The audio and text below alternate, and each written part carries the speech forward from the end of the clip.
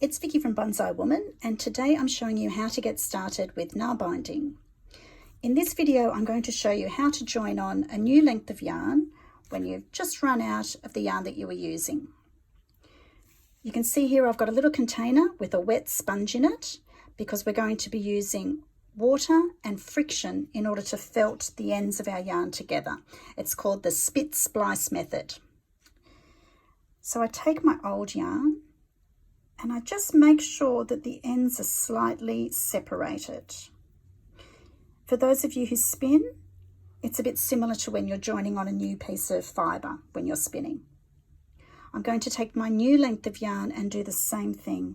Just open out the yarn so that the fibres are a little bit separated. Then in the palm of my hand, I'm going to place the old yarn and the new yarn on top of one another. I'm going to dampen my fingers. Now you don't want the yarn to be sopping wet, you just want it to be damp. And I'm just going to roll it with my damp fingers like so. A little bit more water. Then I'm going to take the palms of my hands and I'm going to create a bit of friction there to help with the felting process. And I'm just going to go gently up and down the yarn over that section where I'm joining them.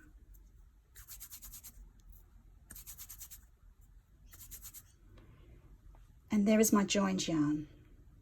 Now this little section here will be a point of weakness as you're nail binding, so you just need to be very careful as you're working through that section. So it's time to pop my work back on my thumb. Now I know that this can create a bit of angst for newbie nail binders. You look at it and you go, oh my goodness, which loop is which? What goes where? I don't know what to do. So two things you can do. Before you take it off your thumb, you can actually pop a little stitch marker on one of the loops so you know which is your thumb loop and which is your back loop. But just by looking at it, we can work it out. If we look at the two loops, we've got two prominent loops here, one here and one here. You can see my working thread is coming out just at the side of this loop here. So this one here is going to be my thumb loop. Just to double check, what I always do every time I've taken my work off my thumb is I pop the one on my thumb that I'm pretty sure is the right one. I pinch the one that I think is the back loop. I take my working thread right up near here, not down here where we know we've got our weaker join, but up here, and I give it just a little tug. When I do that, if I've got the right loop on my thumb, that one will tighten as I tug the working thread. If you feel the back one is tightening, not this one, then you need to swap them over. Okay, so now I can thread up my needle.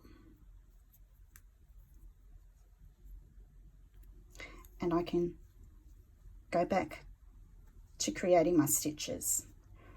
From the front to the back, twist, under, and coming through.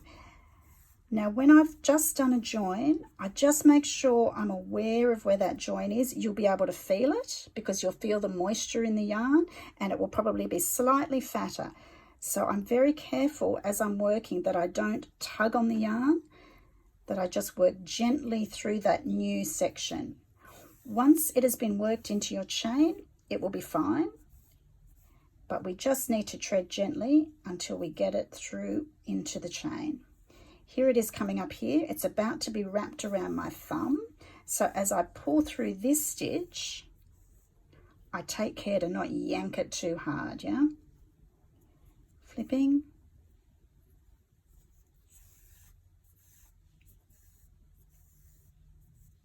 Put that one underneath. I'm pushing it to the back, and this will be the last stitch. And now I'm just working with my new thread. And that's how you join on a new piece of yarn with the spit splice method. We call it spit splice because once upon a time, and I must confess occasionally, you can just use spit rather than a little container of water. Okay, so in the next video, I'm going to show you how to join this chain into a circle. So I hope this video has been helpful for you. Happy nail binding.